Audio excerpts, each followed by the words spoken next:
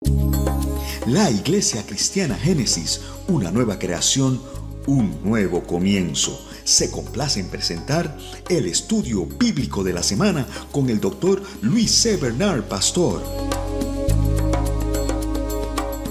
Muy bien, estamos hoy en el libro de Apocalipsis y vamos a ir al capítulo 1. Y como siempre, vamos a presentarnos en oración. ¿Amén? Vamos a orar. Padre, en esta noche te damos gracias. Gracias, Señor Jesús.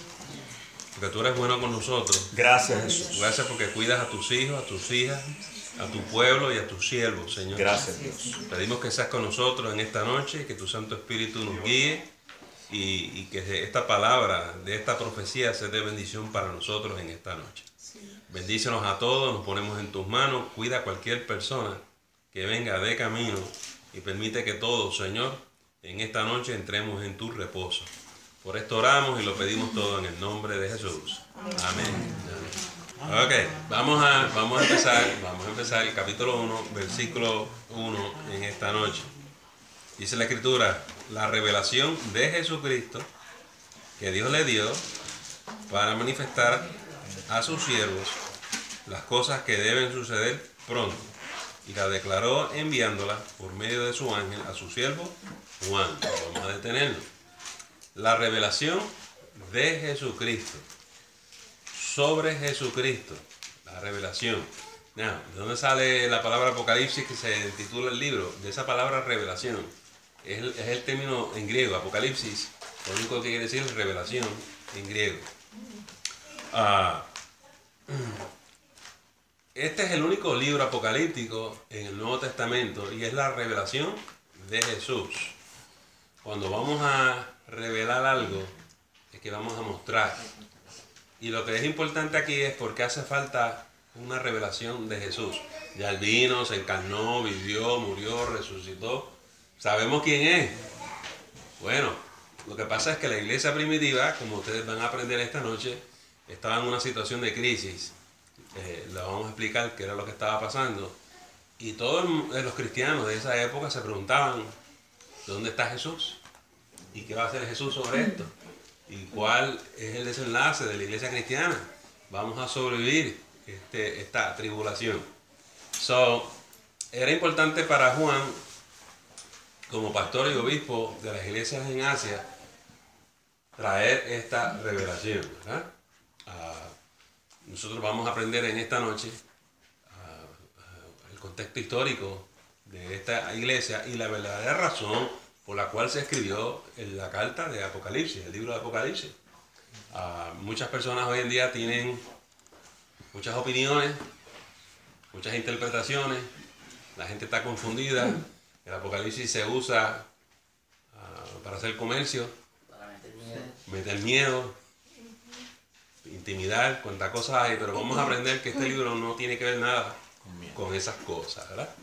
Así que yo espero que sea una bendición para ustedes. Ustedes pueden hacer sus preguntas, vamos a ir llevándolos con calma a través de todo el libro y yo espero que al final van a ver lo lindo y lo precioso que es este libro, que si tiene imágenes un poco extrañas y peculiares, muchas cabezas y cuernos, sí, y todo eso tiene su explicación. Es el único libro de literatura apocalíptica en el Nuevo Testamento. Déjenme añadir hacia eso. Yo he venido predicando la diferencia entre la perspectiva profética y la perspectiva apocalíptica. En la perspectiva profética, los profetas siempre creían que si tú te arrepentías y volvías a Jehová, las cosas se enderezaban. Las cosas se enderezaban y le iba bien al pueblo.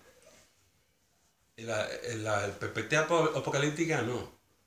La perspectiva apocalíptica sencillamente dice, si Dios no regresa y no interviene y no para esto, esto no mejora. Si ustedes verán que mucha gente hoy en día tiene una perspectiva apocalíptica, ¿verdad? Jesús es de las dos cosas, tiene perspectiva profética y es apocalíptico. Por eso ustedes van a ver Mateo 24 y Marcos y Lucas, donde Jesús tiene unos capítulos que son apocalípticos, ¿no? Él habla de su segunda venida y lo que va a ocurrir en el fin de los tiempos. Los profetas pensaban que el reino de Dios se iba a establecer aquí, ahora. Los apocalípticos no creen eso. Los apocalípticos creen que el mundo está tan dañado por el pecado que una intervención divina hace falta para ponerle fin al pecado. Y por eso nosotros creemos que Jesús va a regresar y ponerle un alto a esto, ¿no? All right. So, para que ustedes sepan que la iglesia cristiana es más apocalíptica y por eso hay tantos profetas que no saben lo que están profetizando porque no entienden la diferencia del Antiguo Testamento y el Nuevo. La perspectiva profética piensa que Israel va a recuperar su influencia en el mundo y que ellos van a ser los preeminentes en todas estas cosas. Como les predicaba el domingo en la iglesia, Jesús no tiene esa perspectiva. Le dijo a la mujer samaritana, ni aquí ni allá. Fíjate de eso, Dios es espíritu. ¿Está bien? Y lo importante para Jesús es que tú busques del Señor. Como ustedes verán, estas iglesias están en Asia, la provincia de Roma, en el Asia. Nosotros le llamaríamos eso una sección de Turquía hoy en día. Y van a ver que, ¿verdad? No está hablando de ir a Jerusalén ni nada de ese tipo de cosas. Es una situación en la cual la iglesia en Asia se está enfrentando y Apocalipsis trata sobre entonces cómo enfrentar esto y qué es lo que Dios va a hacer al respecto, ¿verdad? Y muchos de ustedes están ahí de punto diciendo, ¿por qué es lo que está pasando? Ya mismo entramos en eso, ¿eh? Pero a esto que se refiere la revelación de Jesús. Dios finalmente le va a enseñar a las iglesias, a los cristianos, qué es lo que Dios va a hacer sobre esto. ¿Qué es lo que Dios va a hacer sobre esto? Y entonces Dios se lo revela a Jesús. Y miren que Jesús entonces se lo manifiesta y se lo enseña ¿a quién? A Juan. Y Juan lo va a poner por escrito. La otra diferencia entre la literatura apocalíptica y la profética es que por lo general los profetas eran orales. Así dice Jehová. La literatura apocalíptica es por escrito. Y lo que hace Juan es coger esta revelación y ponerla por escrito. So, van a ver ya mismo que dice, bienaventurados los que leen y escuchan las palabras de esta profecía. Tú tienes que leer esta profecía, la tienes que leer. ¿Sí? So, hay diferentes movimientos proféticos y estilos proféticos. Y usted y yo, a lo mejor usted sin darse cuenta, va a una librería cristiana, busca un buen libro cristiano y Dios le habla a través del libro. Y usted dice, wow, ese libro fue una bendición para mí. Eso fue del Señor. Porque el espíritu de la profecía está por escrito en muchos de estos libros. ¿Usted me entendió? En otras palabras, hay libros. Si lo tengo que decir así, hay libros que están unidos.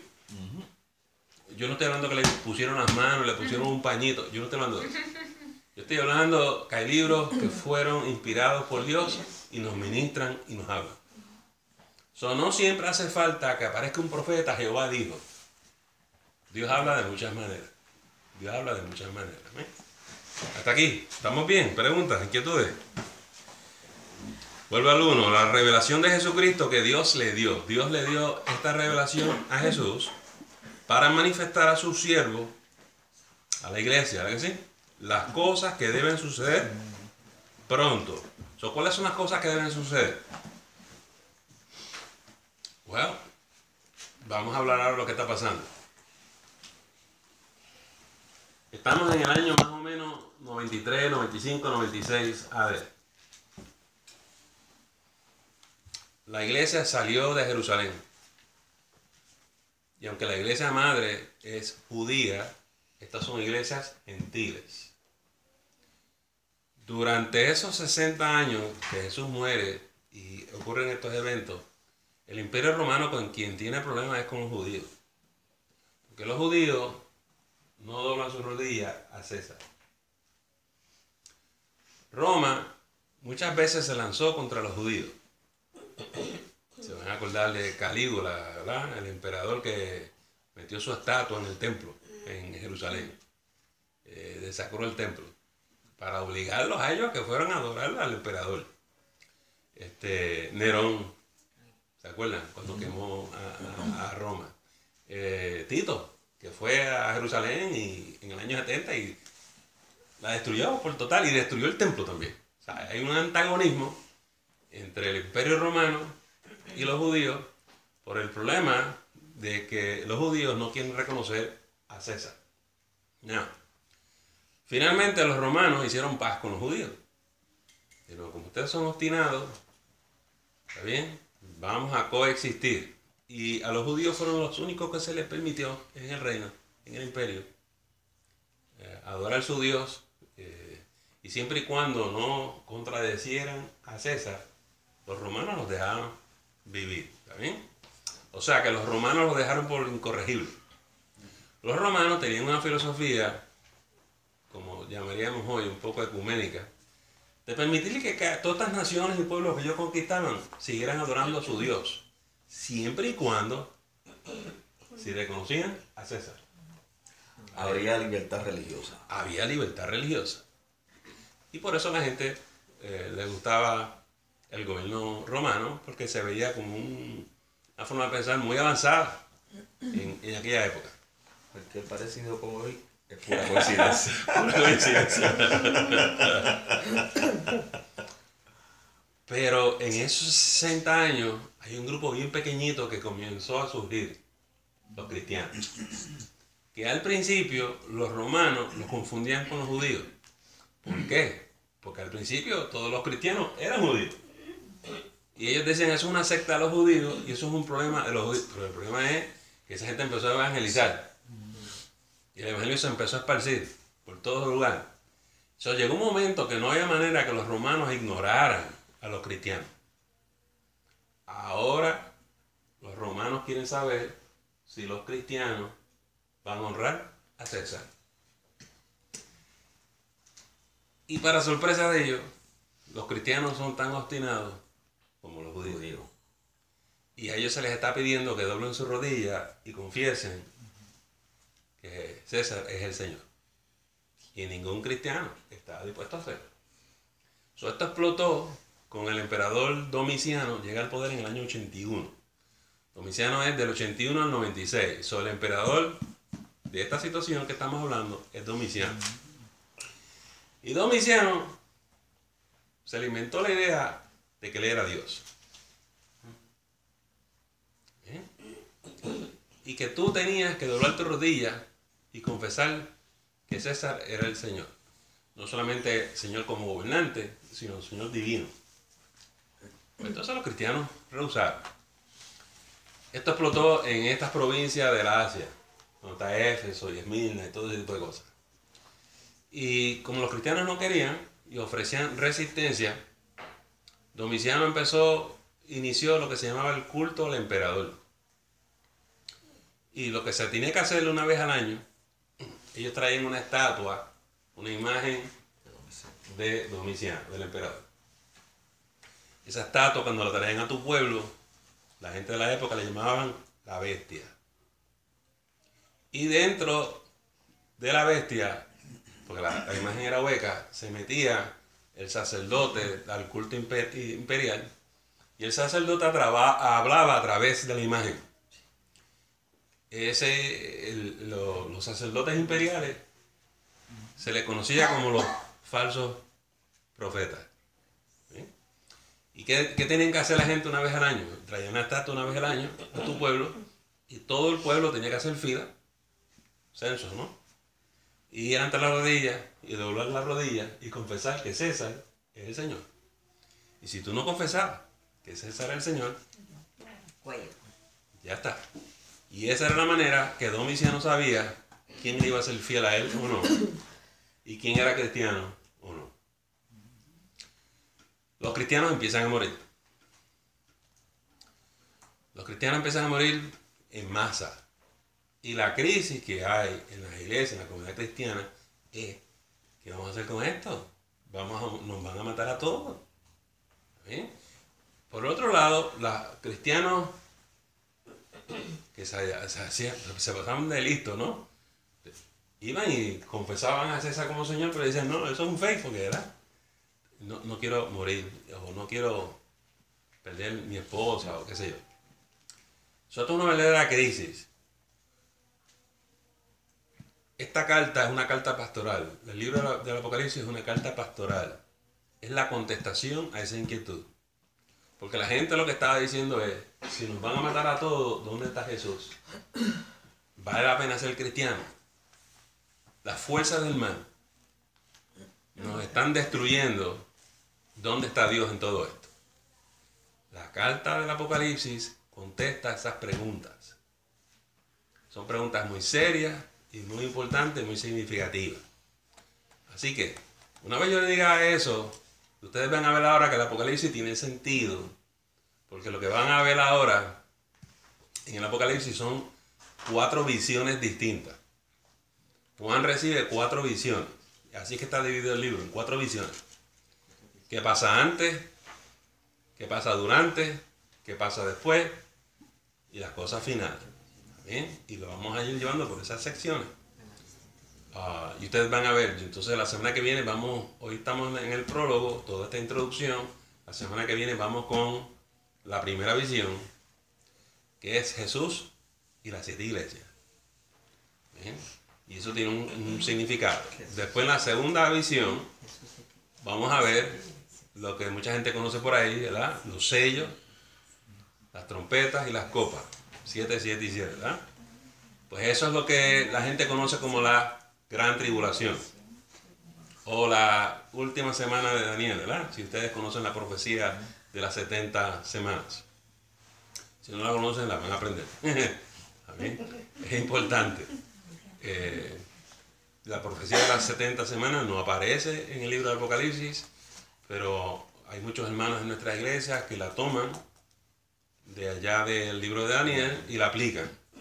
Y como eso lo hacen, yo quiero que ustedes la escuchen y la entiendan para que sepan eso también. ¿Okay? Después de la época de la tribulación, donde aparece el anticristo y qué es lo que Dios va a hacer sobre eso, en la tercera visión se nos va a enseñar cómo Dios le pone fin a todo eso. Y cómo cae Babilonia, que es Roma. Cuando llega el milenio, el gran juicio del trono blanco, todos esos detalles es lo que viene después. Y en la cuarta visión, que es muy interesante, es una visión completamente aparte, es la Nueva Jerusalén. ¿Escucha usted esto? La Nueva Jerusalén no es la terrenal. La Nueva Jerusalén no es la que está en Israel. Esta Jerusalén desciende del cielo. Esa Jerusalén no está aquí. Esto es muy importante que lo entendamos, porque todavía hay gente con la Jerusalén terrestre. La Biblia no habla de eso. ¿Bien? Y entonces hay que entender cuál es la Nueva Jerusalén y la celestial. Y el libro obviamente termina, se despide de una forma muy, muy interesante. Eso es el bosquejo más amplio del libro del Apocalipsis. Cada visión tiene mucho material y mucho contenido. Vamos a ir por ahí mirando todo ese tipo de detalles. Muy bien. Termina el versículo 1 diciendo que declaró esta revelación enviándola por medio de su ángel a su siervo Juan. Noten que no dice el apóstol Juan. Dice su siervo Juan. Eso se presta para 40 especulaciones. ¿Quién es este individuo llamado Juan? Hasta el día de hoy, la tradición nos dice que es el apóstol Juan, pero hay mucha gente que no sabe cuál Juan es este, para que lo sepan. Pero la razón que está en el Nuevo Testamento es que la iglesia primitiva decidió que este era el apóstol Juan. ¿Está bien? Aunque no decía ahí, como Pablo, cuando Pablo escribe, dice el apóstol Pablo, ¿no? Y ya, este hombre a esta altura no usa el título de apóstol. Versículo 2. Dice que ha dado testimonio, Juan, ¿no? Que ha dado testimonio de la palabra de Dios y del testimonio de Jesucristo y de todas las cosas que ha visto. Juan ha sido muy responsable de coger las visiones que le fueron mostradas y ponerlas por escrito. Nos dio testimonio ¿verdad?, de lo que Dios le ha mostrado, de lo que Jesús le ha mostrado y de todas esas cosas. Now, la manera que escribe es muy peculiar. Una de las cosas que confunde a las personas hoy en día son estas imágenes y los números y todas estas cosas que vemos aquí en Apocalipsis. Juan tiene que usar esta estrategia por una razón muy práctica. Como vamos a ver ya mismo, Juan está en la isla de Patmos. Está preso, está exiliado, porque Juan es el líder de la iglesia cristiana. Juan es el obispo de estas iglesias. Él es el pastor de estas iglesias. Obispo quiere decir el que supervisa, ¿no? Y entonces, pues, Domiciano y el Imperio Romano decidió exiliarlo para que la gente estuviera sin liderato. Pero desde la isla, Juan está escribiendo todas estas cartas a todas estas iglesias. Hay comunicación. Pero escribe en código. Escribe con una clave cristiana. Nosotros vamos a empezar a ver imágenes en el libro de Apocalipsis que él presta de Daniel, de Zacarías, de Ezequiel. Él agarra imágenes de aquí y de allá, pero nunca cita. Nunca dice, Daniel dijo esto, o Zacarías dice esto. ¿Por qué? Porque la estrategia era que el Imperio Romano había prohibido la comunicación entre los cristianos, mucho menos cualquier literatura que criticara al emperador o al Imperio Romano. También, eso es sentencia de muerte. Juan tiene que escribir de una manera encubierta, que la gente sepa que le está criticando a Roma, pero los romanos no van a entender lo que él está diciendo. Si usted es cristiano, usted va a entender. Por ejemplo, él habla de Roma y le llama Babilonia. Cualquier cristiano sabe de quién se está hablando. Pero los romanos decían, están hablando de Babilonia. No están hablando de nosotros. Ellos no entendían. Eso está escrito en esa clave. Por eso muchas personas se sientan hoy a leer el libro de Apocalipsis y no lo entienden. ¿De qué están hablando? ¿Y qué quiere decir esto? ¿Y qué quiere decir aquello? ¿Está bien? Pero Juan no te puede dejar saber, ¿está bien?, que él está escribiendo una crítica al Imperio Romano. Por ejemplo, mucha gente hoy cuando lee esto dicen, pastor, ¿quién es el anticristo? ¿Es una persona o es un sistema? Las dos cosas. Porque él está criticando el Imperio Romano y su líder, que es el anticristo. ¿Entendió? Porque ese César se está oponiendo a Jesús. Quiere destruir la presencia de Cristo en la tierra. Entonces, ahora viene el problema de hermenéutica, el problema de interpretación. Pero pastor, entonces Juan está escribiendo de cosas del pasado. ¿Y qué del futuro?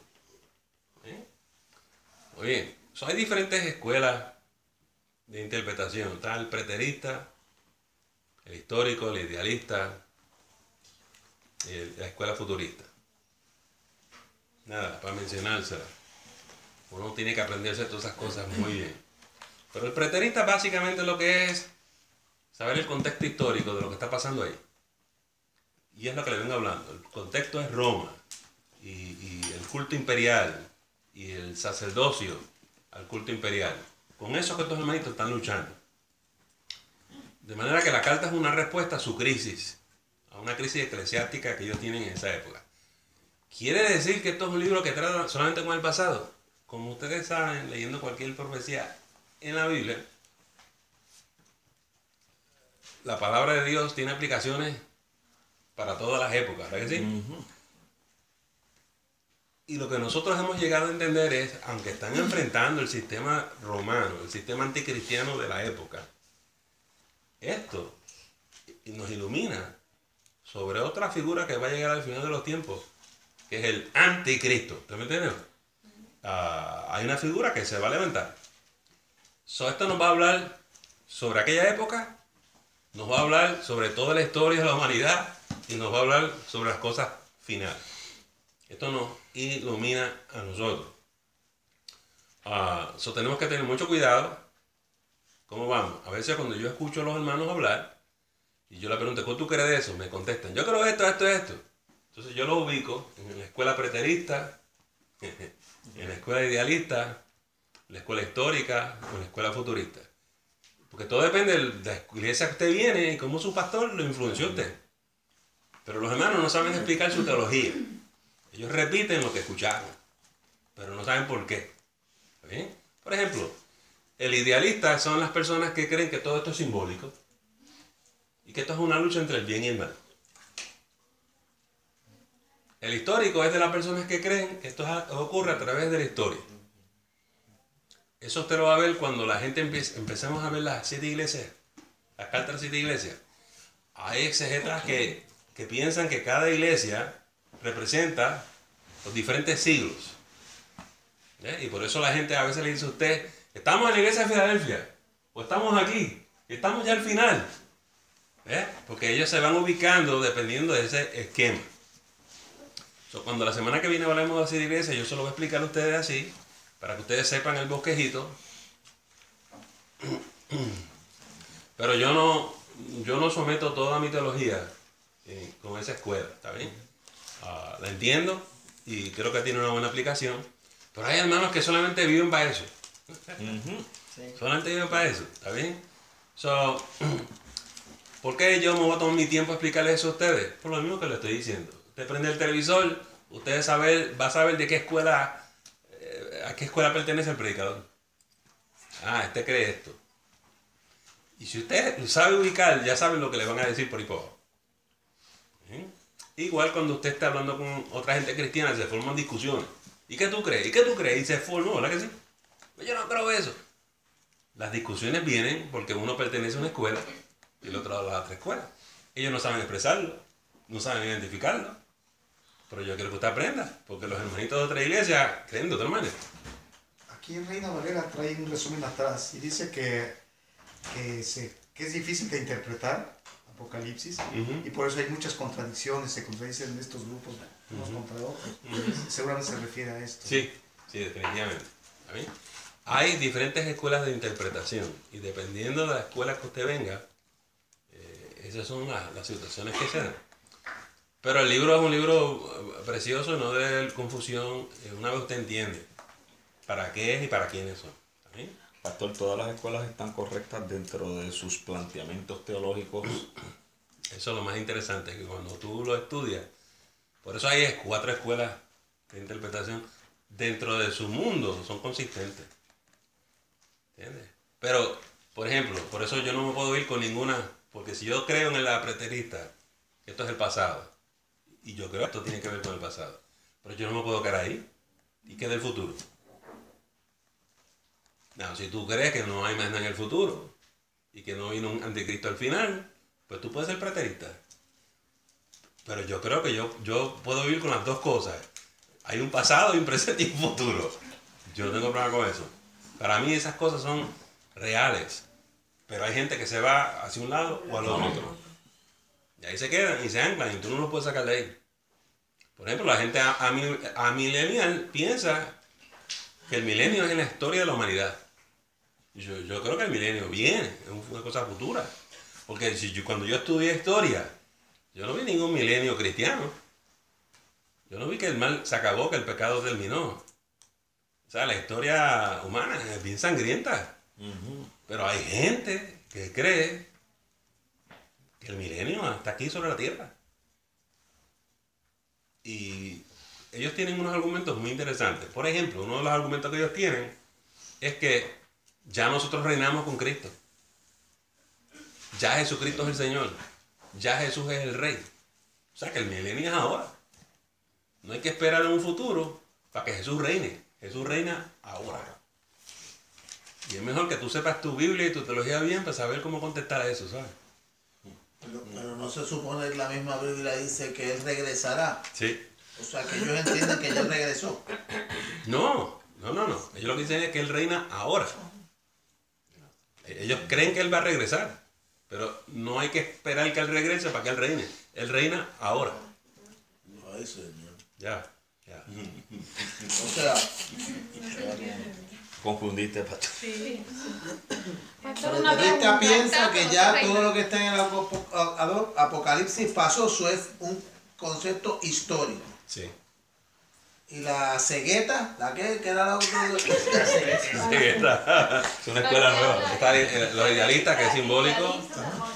Está el movimiento histórico, la interpretación histórica, que son diferentes épocas de la humanidad. Y están los futuristas, que creen que Jesús regresa y estas cosas van a pasar después.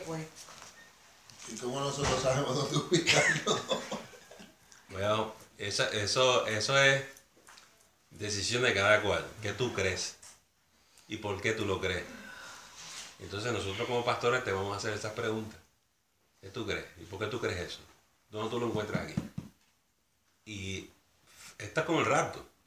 Hay gente que cree que es antes de la tribulación, hay gente que cree en el medio y hay gente que cree al final. Tú lo que tienes que enseñarme a mí por esta Biblia, ¿por qué tú crees lo que tú crees?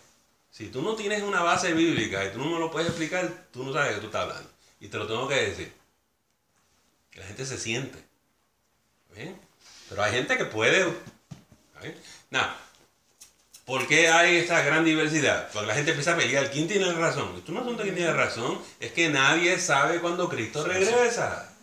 Unos opinan que es antes, otros en el medio, hasta el final. Doctor, yo tengo una duda. Yo cuando empecé que me convertí, yo tenía muchas dudas porque yo empecé a escuchar hermanos de la iglesia que debatían en cuantito a qué tiempo profético estaban. Sí. ¿Eso es correcto? ¿Y cómo tú sabes en qué tiempo profético tú estás? Ok. Bueno, mira cómo te explico ahorita. Está la escuela profética y está la escuela apocalíptica. Si tú eres de la literatura apocalíptica, tú no crees en eso de los tiempos proféticos. Pero ellos debatían mucho en el tiempo profético. Ay, no. Si tú Entonces, eres me confundían porque Sí. y yo entendía, pero ¿en qué tiempo profético y de qué ustedes hablan? sí. Y porque Ok. me veían tanto. Ok, dentro de la escuela profética están las dispensaciones. Y entonces ellos dividen la historia de la humanidad por diferentes dispensaciones. Y es asunto de saber en cuál tú estás. Porque si estás en la última, es el final de los tiempos. Pero si tú crees que estás en 2 dispensaciones antes, falta todavía. Comamos y bebamos. Mañana voy. Las denominaciones, ¿cómo se intercalan? Es cuando se empiezan a dividir. Por ejemplo, los evangélicos se van más por lo profético.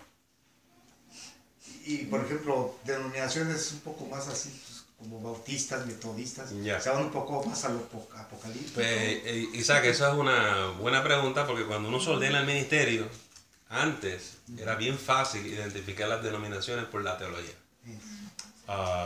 Por ejemplo, la iglesia pentecostal, bien profética, ¿no? Dispensacionalista. Pero las iglesias bautistas por tradicional, especialmente la del sur, no lo son. Son más apocalípticos, ¿no? Los bautistas creen en la venida de Jesús, creen en el milenio. Pero son apocalípticos, no son proféticos. Los pentecostales son proféticos. Ese es el choque grande entre pentecostales. Y ellos pelean a muerte, ¿no? Antes era fácil por denominación. Hoy en día está eso tan confundido que en la misma iglesia local la gente no sabe ni qué cree ni por qué cree. Es una cosa increíble, ¿está bien? Hay que volver a enseñar y clarificar. Mi posición no es obligarte a tú creer una cosa. Mi posición es educarte a que tú aprendas todo esto y que tú me digas, yo me identifico con esto. No, y dar gracias a Dios que se han roto los esquemas denominacionales, Sí. porque eso anclaba mucho a la gente Sí, y prácticamente los esclavizaba, que tenía que ser de esa manera. sí, Y no te puedes mover ni para allá ni para acá. Te salías tantito, sí. ya no eres de aquí. Y volviendo a la pregunta de Mabel, en la escuela profética, tú te tienes que saber bien esas dispensaciones. Y es un mapa, hay un esquema bien grande. Y si tú no lo sabes, tú te pierdes. Sí, en Puerto Rico había un programa de este señor que Tiempo era... profético. Ay, sí, Ay, y él iba con el libro y yo lo escuchaba y entonces Tiempo profético, y eso me volvía loca. Yo terminé no viéndolo. Ya. Ay, no. pero el señor lo tenía en la Biblia y entonces ellos le tiran mucho pues a la iglesia, ¿verdad? A la iglesia católica. Y él decía que el anticristo era el papa y la vestimenta era violeta y así se viste el papa y tenía la foto. Y Sí. como usted dice, era el mapa y yo decía, wow, pero si uno no sabe... Y yo se la Todo voy a, estaba bien. yo se la voy a poner más difícil a todos Y pues ustedes. recién convertida, imagínense, uno no entiende. Yo me volvía loca. Yo terminé no viéndolo y dije no más. Sí. Porque Y uno yo recién lo que les quiero convertido, decir es, porque la gente dice, ¿quién está bien y quién está mal, pastor? Yo lo que les quiero decir, toda esa gente es cristiana. Todos están tratando de descifrar la cosa. Y unos piensan así que y si otros la piensan así. moneda, que si Sí. y ya estamos en este tiempo profético y Estados Ya. Unidos esto y que si la guerra tal y yo decía, ay Señor, Ya. esto ¿Qué está están tratando de acabando. descifrar? ¿Cuándo es la venida del Señor? ¿Cuándo es el rapto? Están tratando de descifrar eso. ¿Por qué hay tanta diferencia de opinión? Porque no hay ni un solo versículo que nos diga Jesús viene en mayo 15 y se acabó. No, eso no existe. Eso todo el mundo está especulando. Y cada cual usa un fundamento bíblico para explicar por qué ellos piensan así. Mientras tanto, la gente se confunde. Porque no hay nadie que le explique eso. Porque la actitud de ellos es, como yo creo, es como es. Y si tú no crees como yo, tú eres el diablo. Eso no ayuda, hermano. Pastor, yo creo que también es esta cosa que tenemos nosotros los seres humanos, y máxime cuando estamos dentro de este marco religioso, de tener la última revelación, de tener ese conocimiento que nadie más tiene, para entonces tener como que el poder o sentir, sí, control, o sentirse que yo soy el que estoy más cerca de la presencia de Dios. Pero si nosotros somos un poquito más inteligentes, la Escritura dice que ni aun los ángeles que están en el cielo, ¿No sabes? nada más que con un agarrarse de ahí, Ya. Y entonces, en este libro apocalíptico, ustedes van a ver cómo termina el final. Dice, no le puedes añadir y no le puedes quitar. Lo que está escrito es lo que está escrito. Esta es la profecía, la revelación máxima. So, si tú crees eso, tenemos que cuestionarnos cuando se paran los profetas, es decir, tengo una revelación nueva. Esto me lo dio el Espíritu. No. Es que el libro dice que no lo va a cambiar. Ni le añades ni le quites. ¿Me entendieron? Porque lo que dice Toño es la verdad. Se levantan gente por ahí de decir, no, el Señor me mostró algo. Well, el libro de Apocalipsis nos dice, no le añadas más nada. Ya el Señor le mostró a Juan lo que es. Aquí lo puso por escrito. Por escrito. Efraín, yo vi tu mano. Ya se olvidó ya lo que iba a decir. No es que se me olvidó, es que en realidad, o sea, todo el mundo va a tener una manera de pensar diferente. Sí. O sea, y entonces, básicamente, mucho de la guerra y de los entendimientos y las discrepancias entre los cristianos pueden ser los mismos pastores, sacerdotes, obispos o lo que sea, porque nosotros estamos acostumbrados a que yo voy a la iglesia, vengo al estudio bíblico, escucho lo que usted dice y entonces lo absorbo, lo aplico y lo aprendo. Pero básicamente lo que yo entiendo que usted está tratando de decir es, esto aquí no funciona. O sea, tú tienes que sentarte a leer tú la Biblia y a estudiar tú la teología y las cosas que entiendas y tú llegar a tu propio entendimiento y tener tu propio punto de vista y respectivamente de lo que las Eso demás es personas piensen. Muy bien, excelente. Eso está en el versículo 3. Lo vamos a leer el 3. Que es el próximo que No viene. lo he leído, by the way. ¿Lo vio? ¿Lo tiene? Bienaventurado el que lee y los que oyen las palabras de esta profecía y guardan las cosas en ellas escritas, porque el tiempo está cerca. está cerca. Dios nos va a hablar, Dios nos va a contestar, lo va a poner por escrito. Tu trabajo y el mío es leerlo, escucharlo y llegar a nuestras conclusiones y ser fiel a la revelación.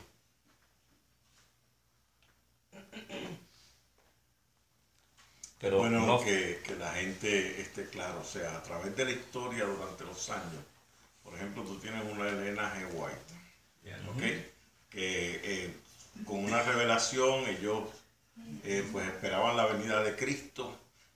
Tú tienes a los mormones, que el ángel Moroni les dio una revelación, que eso hicieron un libro por el cual ellos viven por ese libro, no por la Biblia. ¿Ok?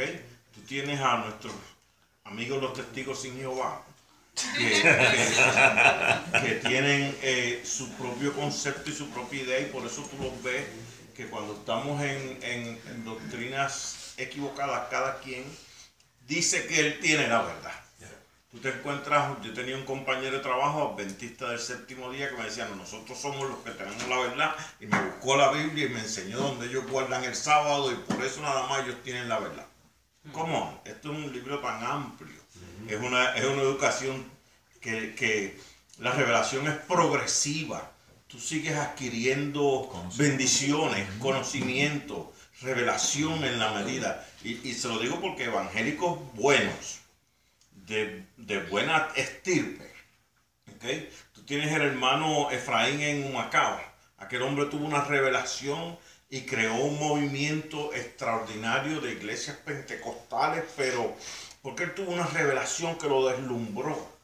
¿Okay? Y en la comunidad donde él vivía, él no permitía que los muchachos fueran a Humacao, al pueblo, porque se iban a perder. Y allí hizo su propia escuela, su propia educación, hizo una comunidad amigable. ¿Okay? Eso todavía está allí. Eso todavía está allí. Él murió hace unos 5 o 7 años. Y aquel hermano, ellos, si usted se compraba un terreno para hacer una casa, todos se reunían y le hacían su casa. Y es una comunidad, pero tan y tan extraordinaria. Ellos hicieron las iglesias Montel Tabor, y una serie de iglesias salieron de esa visión. Pero él tuvo esa revelación que lo deslumbró y vivió con eso hasta el último momento. ¿Ok? Y era un hombre del vulgo, sin mucha letra, con rodillética y ayunética. ¿Ok? Volviendo a la pregunta que Isaac me hizo, ¿por qué hay tanta confusión hoy en día? Honestamente, los medios de comunicación. La gente ha puesto tanta atención a los evangelistas en la televisión, los maestros en la radio y todas estas cosas, que ellos han podido influenciar congregaciones y denominaciones completas. Y los esquemas se han caído, porque ellos infiltran las comunidades de fe y las iglesias locales por estos medios. Usted prende la radio en su carro y usted se gozó, tremendo sermón, yo sé, pero si usted no sabe la teología que le están dando ahí, usted termina confundido. Porque el hermanito en la radio le dice una cosa y su pastor le dice otra. Ahora, ¿quién tiene razón? ¿Me entendió?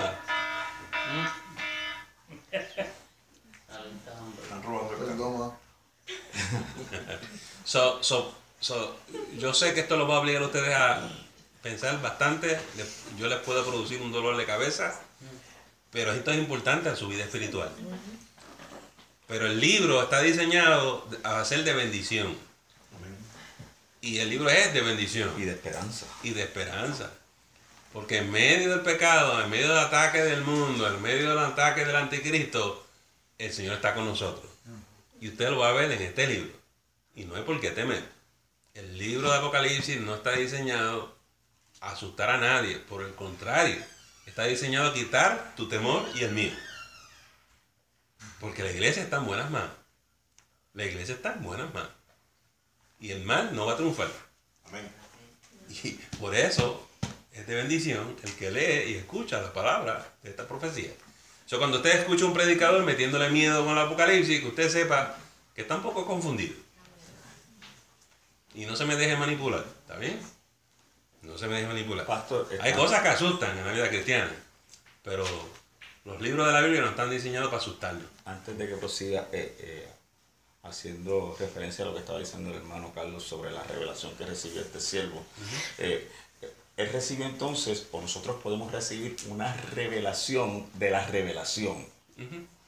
Y esa revelación nos impacta, podemos impactar a otro, pero podríamos decir que tenemos que tener cuidado de esa revelación de la revelación, de no caer, de no irnos a un extremo. O sea, nosotros tenemos que mantener esa revelación de la revelación en el centro. Okay. Porque entonces de ahí es que se desprenden todas estas falsas doctrinas, todas estos falsos profetas, todas estas falsas enseñanzas. Porque si no mantenemos esa revelación centrada donde es... Okay. Déjenme explicarles 3 términos. Yo he hablado de esto anteriormente con ustedes, pero sé que hay que repetirlo. La diferencia entre revelación, inspiración y iluminación. O sea, revelación es esto que le está pasando aquí a Juan, que él empieza a ver, que el Señor le empieza a mostrar en visión, ¿no? Esa es revelación. Inspiración es cuando el Señor mueve a estos individuos, a estas personas, a escribirla. Por eso toda la escritura es inspirada por Dios. Dios movió a estos hombres y mujeres a escribir. Pero lo que te ocurre a ti, que tú lo estás describiendo como revelación de la revelación, es iluminación. Tú y yo abrimos este libro, aquí está la revelación escrita, pero el Espíritu Santo te empieza a abrir los ojos y a mostrar. Y eso se llama iluminación, donde el autor te da entendimiento de qué fue lo que él escribió. Y claro, es el Espíritu Santo, ¿no? So, el término que tenemos que usar es iluminación. Entonces yo sé que en el vocabulario diario de la iglesia uno usa, pastor, el Señor me reveló esto. Yo sé lo que me quiere decir, pero en verdad eso no es revelación, es iluminación. Yo mismo, para que los hermanos a veces lo entiendan, como los hermanos no entienden esas distinciones, yo me digo, el Señor me reveló esto. ¿Está bien? Pero si usted se va al seminario, lo vamos a ver por el cuello, porque usted está usando mal los términos teológicos, ¿está bien? Pero en la vida de la iglesia, nosotros sabemos lo que queremos decir con eso. Pero si usted no entiende eso, este es profeta, Dios le reveló algo. No. Algo nuevo. Algo nuevo. O sea que en realidad no es revelación, es entendimiento. Ya, el Espíritu Santo te habló y te mostró y te enseñó lo que está ahí.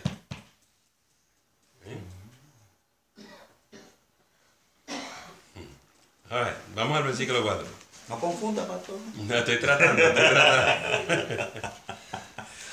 Dice Juan a las 7 iglesias que están en Asia.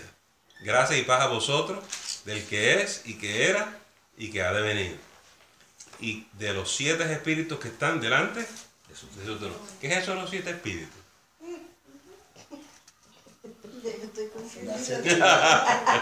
¿Ah? ¿No son las 7 iglesias?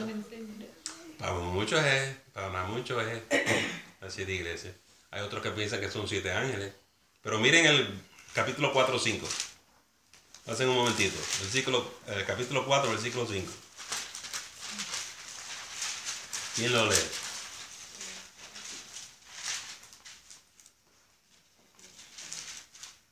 Y delante del trono salían relámpagos y truenos y voces, y delante del trono ardían 7 lámparas de fuego, las cuales son los 7 espíritus de Dios.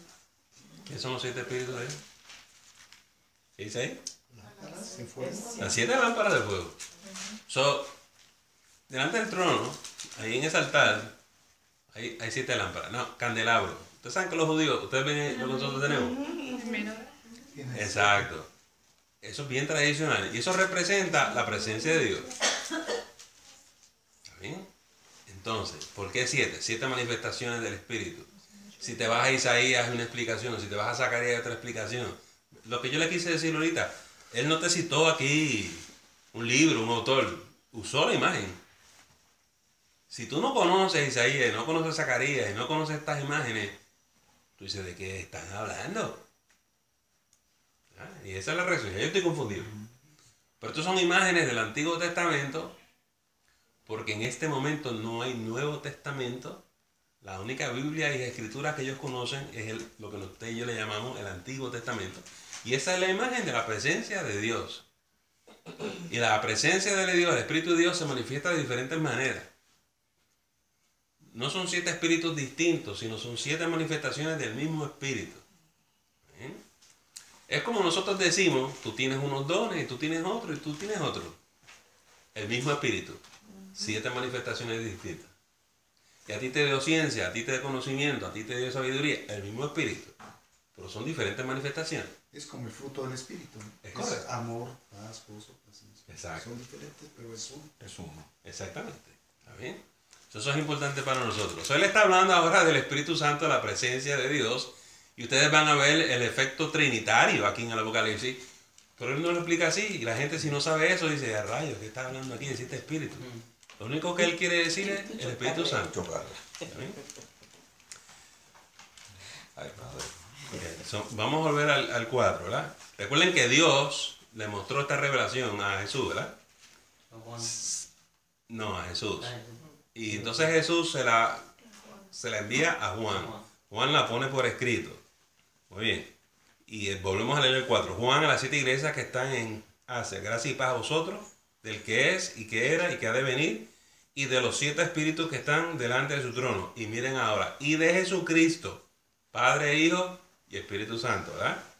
Y de Jesucristo, el testigo fiel, el primogénito de los muertos, el soberano de los reyes de la tierra, al que nos amó y nos lavó de nuestros pecados con su sangre. Ahora está filmando la figura de Jesús, pero ya habló de Dios Padre, habló del Espíritu Santo, habló de Jesús. Esto es un aspecto trinitario, ¿está bien? Debo explicarle estos términos aquí, donde dice reyes de la tierra y eso. Ustedes conocen eso, ¿no? Digo. 6. Y nos hizo reyes y sacerdotes para Dios su Padre. A él sea gloria e imperio por los siglos de los siglos. Amén. ¿Qué es esto de que nos hizo reyes y sacerdotes? Usted es un rey o una reina. Usted es un sacerdote. Explíqueme eso. Bueno, a través de cuando llegamos a los pies de Jesucristo, Él nos hizo coherederos del trono. Y entonces ya no hay, como hablábamos los otros días en el culto, ya no hay un sumo sacerdote que tenga que ir ante la presencia del Señor a expiar nuestros pecados, sino que nosotros mismos nos puso vestiduras sacerdotales para nosotros ir nosotros mismos ante la presencia del Señor. Ok, hay muchos hermanos, déjenme coger el sacerdocio espiritual primero y después vamos a esto de reina. Hay muchos hermanos que no entienden el concepto del sacerdocio del cristiano. Pero estamos puestos aquí para hacer sacrificios espirituales. La oración, la intercesión, el ayuno. O sea, usted hace sacrificios espirituales. Usted intercede con Dios. Usted tiene un diálogo con Dios. ¿Se acuerda la función del sacerdote? Era acercarse a Dios para que Dios, ¿qué? Bendijese, ¿verdad? Todos somos sacerdotes. Todos nos acercamos a Dios. Todos nos presentamos delante de Dios. Antes había uno solo que se presentaba al lugar santísimo delante de la presencia de Dios. Pero ahora todos nosotros somos sumos sacerdotes. Y vamos directamente a la presencia de Dios. Sin intermediarios. Sin ninguno. El cambio del viejo pacto al nuevo pacto es enorme. Antes usted necesitaba que alguien intercediera por usted. Ahora usted intercede por su esposa, por sus hijos, por su hogar, por su familia. El rol es suyo. Usted y yo tenemos un rol sacerdotal. La parte más difícil es que la gente lo asuma, lo adopte. ¿Verdad? Todavía la gente dice, eso es el trabajo del pastor. Eso es el trabajo del pastor. Pues cóbrate. Ese es el trabajo de todos nosotros. Y es bien difícil entender el sacerdocio universal de la iglesia. La iglesia católica se quedó atrapado ahí. Se quedó atrapado ahí. Y todavía buscan tener un mediador. Sí. Y nosotros tenemos como mediador a Cristo. A Cristo. ¿Sí? El sacerdocio universal del creyente lo único que quiere decir es que todos tenemos acceso al Padre y somos todos responsables de compadecer a Él. ¿Cómo ocurrió eso? Pues el día de Pentecostés ocurrió cuando Jesús nos dio el Santo Espíritu. ¿Está bien? Es la presencia de Dios en ti y en mí. Yo he predicado sobre esto. Aquí está el lugar santísimo. Y cuando tú doblas tu rodilla, tú estás delante de la presencia de Dios. Y pastor, se oye bien glorioso y bien bonito y tal vez a uno le da como que wow.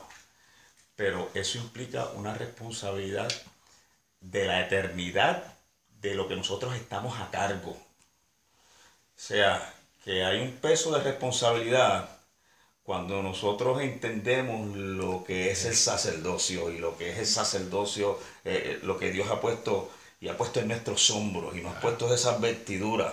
Es que nosotros somos responsables, no solamente de nuestra eternidad, donde vamos a pasar la eternidad. Porque esto no es aquí, esto tiene que ver con el más allá. Entonces nosotros tenemos que velar y procurar que esa gente que Dios ha puesto para que nosotros trabajemos con ellos, su eternidad está en juego. Y por eso tenemos que rendirle cuentas al Señor. Por lo que Él te dio a ti y me dio a mí. Somos sacerdotes espirituales. Tenemos que cumplir con esa función. Y el Señor nos va a llamar a cuenta. ¿Está bien? Nada, para los hermanitos de la radio y de la televisión, ¿qué es lo que les predican a los hermanitos? Las promesas. Yo no tengo nada mal con las promesas. Hay muchas promesas en la Biblia. Pero es una visión muy corta. Él nos hizo sacerdotes. ¿Bien? Y eso implica una gran responsabilidad. Por eso todos vamos a compadecer ante el tribunal de Cristo. Todos. La gente lo que quiere es ser bendecida. Ser bendecida. Dame una bendición. Dame una bendición. Óyeme. Beneficios sin responsabilidad. No funciona así. Eso no es lo que está escrito. Pero ese es el evangelio que le han vendido a la gente. Tenemos que ayudar a la gente a entender, ¿verdad?, lo que esto implica y que asuman su sacerdocio, asuman su responsabilidad. Eso es lo que le están diciendo a estas iglesias. Tienen que asumir su rol. ¿Sí? Y vamos a ver cómo lo hacen. ¿Y qué es esto de ser reyes? ¿Qué significa eso? Magnífico, entendí los sacerdotes y nos hizo reyes. La gente no se siente como un rey. Pero Él nos hizo así, aunque no nos sintamos. Pero usted y yo estamos reinando juntamente con Cristo. Oh, sí. No, eso dice la Escritura. Es de lo que dice. ¿Qué es eso de reinar juntamente con Cristo? Bueno, que nosotros somos instrumentos para esparcir y proclamar la realidad del reino y presentarlo. Y es parte de, o sea, otra parte de nuestra responsabilidad. ¿Usted tiene autoridad? Sí. ¿Usted tiene dominio? Sí. ¿Sobre qué? Sobre todo principal y sobre toda potestad. ¿Eso está aquí escrito? Sí. Claro. ¿Y somos mayordomos de qué? ¿De la creación de Dios? Sí. Claro que sí. Y tenemos que ser buenos mayordomos. Y a eso también hay que rendir cuenta. No está tan fácil la cosa. No está tan... Dios nos puso acaso a cargo de este planeta. Y nos dio la autoridad, nos dio el nombre de Jesús. Y hasta los espíritus se nos sujetan. Yo creo, pastor, que es como hablamos hace un tiempo atrás, hasta que tú no entiendes cuál es tu posición en Jesucristo, esto no lo vas a recibir.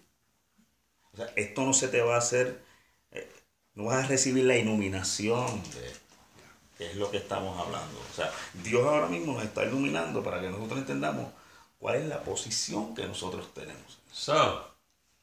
Regresamos al Apocalipsis. ¿Por qué el apóstol Juan le está diciendo eso a estos hermanitos? Para que reconozcan todo lo que tienen que hacer y que ellos son tan responsables de Ok, llegó el anticristo. Muy bien. Se están tirando encima, hay persecución. ¿Cómo es que usted y yo tenemos que responder a esto? ¿Con temor? ¿Perder la fe? ¿Negar a Jesús?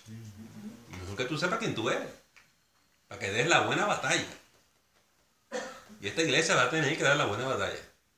Bueno, somos soldados, ¿no? Somos soldados de Cristo y hay que aprender a vencer. Hay que aprender a vencer.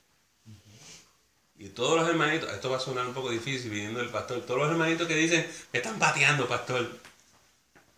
No salgo de una y caigo en la otra y me va peor, y me va peor, y ya yo no sé qué hacer. Y la gente se desploma. ¿Cuál es la solución? Y no me malinterpreten. La gente me viene a decir, pastor, oro por mí, yo oro por usted. Pero ¿qué es lo que usted necesita? Saber cuál es su posición. Tu posición y que uses tu autoridad y que no te dejes derrotar y que aprendas a vencer y que aprendas a tener victoria en el nombre de Jesús. Levántate.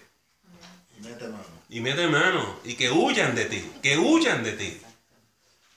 yo no estoy diciendo que no te van a atacar, a mí me atacan. Yo te estoy diciendo, levántate. Si el Señor nos dio toda autoridad y hay que dar la batalla. ¿Sí? Estamos en un campo de batalla y aquí hay batalla espiritual. ¿Sí? Y no es asunto de que oren por mí. No me malinterpreten. Yo voy a orar por usted. Cada vez que usted me lo pide, yo voy a orar por usted. Pero al final, si tú no aprendes a orar por ti mismo, no te ayudé. Es tumbar la costumbre de me siento mal, voy para que oren por mí ya. Exacto. Pero tampoco es malo. No, pero uno tiene que dar, o sea, yo lo veo de esta manera. Okay. El primero que se tiene que arrodillar antes de pedir una oración a otra persona es uno mismo. Obviamente tú pides oraciones y ayuda a los demás como apoyo a tu oración. Okay. Pero para mí tú tienes que estar, como dicen en la calle, pata abajo orando y pedir asistencia, no sentarte como que me siento mal o tengo este problema, oren por mí. Okay. Así es que yo lo veo. No sé. Déjeme darle la perspectiva pastoral. La persona que sabe andar en el Espíritu y luchar en el Espíritu, que usa sus herramientas espirituales, generalmente va a ser un cristiano consistente en la iglesia. Yo lo voy a mirar en la semana, lo voy a ver los domingos, ahí está. Nada lo va a detener, nada lo va a frenar. Pero el otro hermanito, que ni sabe orar, va a ser inconsistente. Y no tiene el aplomo para mantenerse. Y cuando se le tiran encima, no aparece a la iglesia. Y si lo llamo y le pregunto, ¿qué te pasa, hermano? Ay, pastor, tengo tantos problemas. Problemas tenemos todos. Y hay que echar para adelante. Y hay que ser fiel hasta la muerte para heredar la corona de la vida. Y va a tener más y desvía la mirada de... Y vas a tener más. Y por eso es que muchos de ellos se caen en el camino. Aquí hay que tener la mentalidad de un soldado. Hay que ser babilloso. Hay que luchar como soldado. El cántico, la alabanza es perfecta. So, estos cristianos están en un momento de crisis. Si salen corriendo, si niegan a Jesús, ¿qué es lo que van a hacer? Y el apóstol le está hablando. Serio. Está bien, yo te voy a explicar lo que Dios va a hacer aquí en la gran tribulación. Pero que tú sepas que esta es tu responsabilidad. Tú no niegues a Jesús. Tú no te quedes callado. ¿Está bien? Y en todas las épocas los cristianos tenemos que tener esa actitud. Valor. De nuevo, dínamo. Hay que ser explosivo. A ver. Bueno, no está ahí en esta noche. Versículo 7. He aquí que viene con las nubes y todo ojo le verá. Y los que le traspasaron y todos los linajes de la tierra harán lamentación por él. Sí, amén. Yo me quiero detener en este versículo porque este versículo es tan importante para mí. Yo sé que cada versículo es importante y un versículo le habla a una persona y el otro versículo le habla a otra persona. Pero miren esto. Todo ojo le verá. Mira. Sí. Escuche esto. Si usted está aquí esta noche es porque ya usted lo vio. Usted lo vio en su vida, porque usted lo invitó. Y si alguien le pide cuentas de su fe, usted le puede explicar, yo amo al Señor por esto. Usted puede, porque usted ha visto a Dios obrar en su vida. Usted lo ha visto ya. Los demás dicen, pero ¿dónde está? Nada, yo no sé qué es ese Dios que tú hablas, yo no lo veo. Pues nosotros lo vemos con los ojos espirituales. Nosotros lo percibimos, nosotros lo palpamos. Palpamos la presencia del Espíritu Santo. Nosotros palpamos a Dios, Dios está aquí. Pero el mundo no le ve. Escucha lo que Dios está diciendo. Cuando llegue el Apocalipsis, Dios va a remover la cortina. Y lo que tú y yo vemos hoy, que nadie puede ver, todos lo van a ver.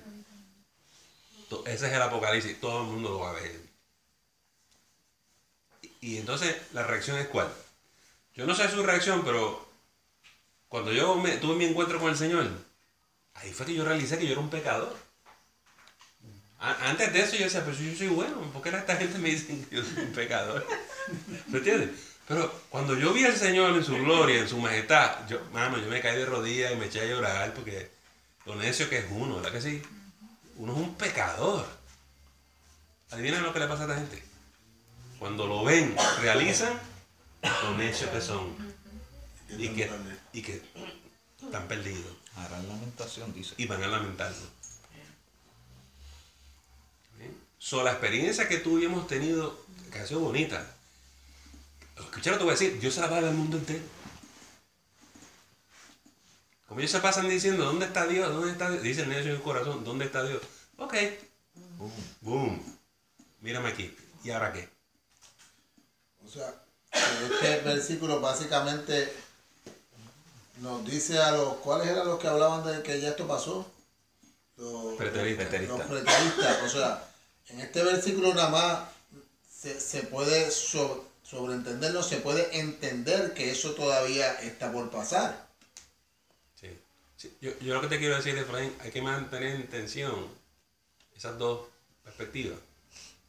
Porque aquí hay muchas cosas que sí son del pasado, pero también aplican al futuro. No es una ni la otra, son las dos. Si nos polarizamos y nos vamos a los extremos, entonces hay hermanitos que dicen que todo esto es del futuro, pero ignoran lo que esta iglesia está pasando. Y nosotros necesitamos saber el contexto histórico. Y poca gente se pone a hablar del contexto histórico, pues no lo sabe. Todo es a base de profecías y revelaciones. Pero ya la profecía, la revelación fue dada. Lo que hay que es estudiarla. Escudriñarla. Porque eso está escrito ahí. Eso es lo que hay que entender. ¿Vieron qué tremendo esto es la revelación de Jesús? El Señor se va a mostrar al mundo completo y todo ojo le verá. Y dice el Señor, no digan hasta aquí o allá, porque todo ojo le verá. ¿Cómo es posible que todo ojo le verá? Si tú vives en el otro lado del planeta, ¿cómo es que todo ojo le verá? Yo voy a decir algo que es más grande que la tierra. Aparentemente, toda esta creación, todo este universo, va a ser rodeado por la gloria de Dios. Y no va a ser posible que no lo vea.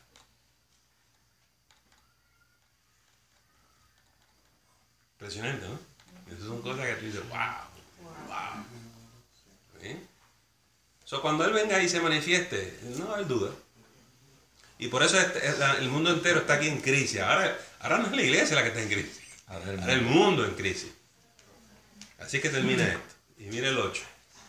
Yo soy el alfa y la omega, principio y fin, dice el Señor, el que es y que era y que ha de venir, el Todopoderoso. Ustedes saben que el alfa y la omega es esto del principio y del fin, ¿verdad? En el abecedario griego. Hablando de la Biblia, ¿cuál es el alfa y el omega en la Biblia?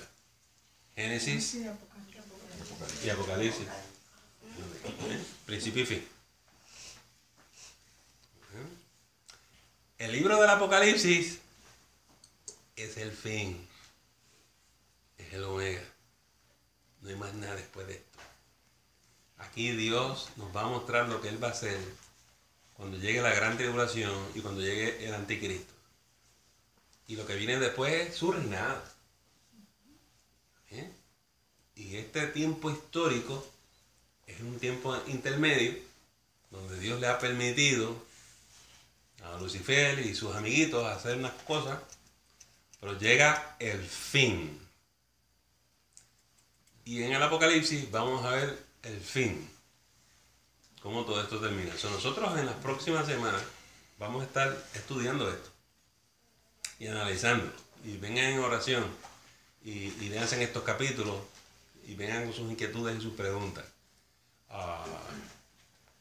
Cada capítulo tiene sus retos, ¿verdad? Y nuevamente estamos aquí para ayudarles a clarificar sus dudas y sus inquietudes y cosas que ustedes han escuchado y todas estas preguntas. Muy bien. ¿Qué hora es ahora? 8:20. Muy bien. Pues vamos a detenernos aquí la semana que viene. Del 1-9, porque esa es la primera visión. Le hacen eso, terminen el 1 y el 2 y el 3, que es el mensaje de las 7 iglesias. Vámonos con la primera visión la semana que viene. De lo que hablamos esta noche, preguntas, dudas, inquietudes. Pastor, que independientemente cuál sea la escuela, sea preterista, antipreterista, poterista, la que sea, yo creo que nosotros que tenemos que estar preparados para que sea cuando sea el momento, sea que por la gran, por la menos o por la más tribulación, sea que veamos la bestia o el anticristo o no lo veamos, tenemos que estar preparados cuando el Señor nos llame, sea que estemos cuando suene la trompeta o sea que sea antes, porque realmente los teólogos todavía no se han puesto muy de acuerdo en muchas cosas y cada vez, antes yo estaba oyendo también un estudio del Apocalipsis y es tan diametralmente opuesto a lo que en los 80 y en los 90 se hablaba, que yo dije, wow, realmente, Señor, hay que estar preparado para cuando tú llames. Sí, sí. Déjame decir algo, porque el comentario de Toño es importante. La gente cuando viene a estudiar el Apocalipsis quieren saber definitivamente qué es lo que va a pasar. Yo no te puedo decir eso. Te voy a decepcionar. Yo no sé cuándo él viene. No te puedo dar una fecha. I'm sorry. Amén. Y los profetas y los televangelistas le han metido en la cabeza que ellos saben, porque Dios les habló y les mostró a ellos. Y engañan a la gente vendiendo todos esos libritos, hacen comercio de nosotros, y están ricos y riéndose de cada uno de nosotros. Y nosotros aquí confundidos. Todo el mundo está confundido. A pesar de todos los profetas y todas las visiones que hay por ahí, el pueblo cristiano está confundido.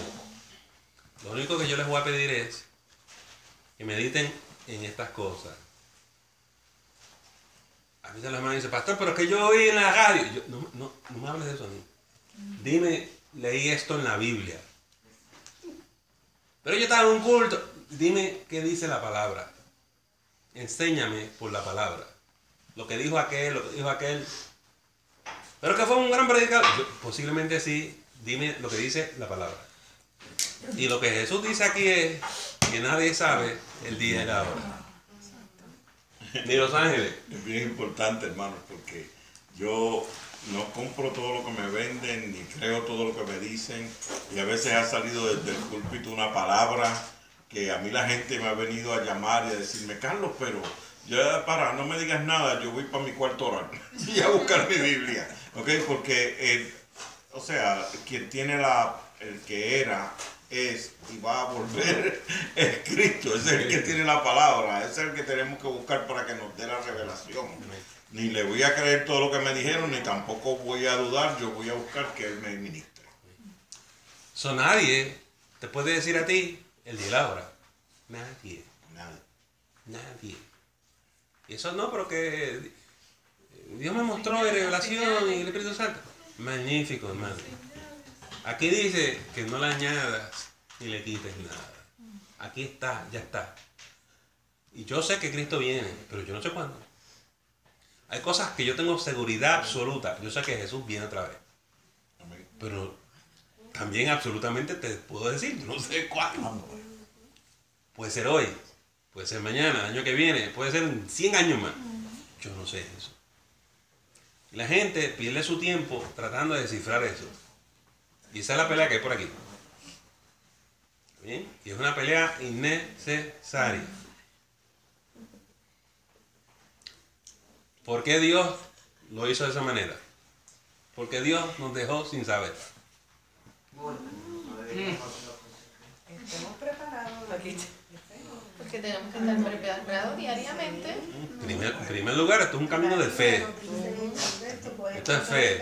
Yo entiendo que él no le conviene que sepan el día y el momento, porque si no el enemigo sabe. Esa es otra razón. Si nos mostrase, ya el enemigo conociera los planes de Dios. Y Dios no quiere demostrar sus planes. ¿Está bien? Pero primero esto es por fe. Y lo que te toca a ti y a mí es el discípulo, seguirlo a él.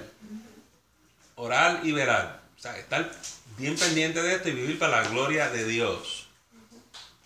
Porque yo me imagino que si alguien le dice, no, él viene en 50 años. Ah, bueno, tengo 50 años. Tengo break.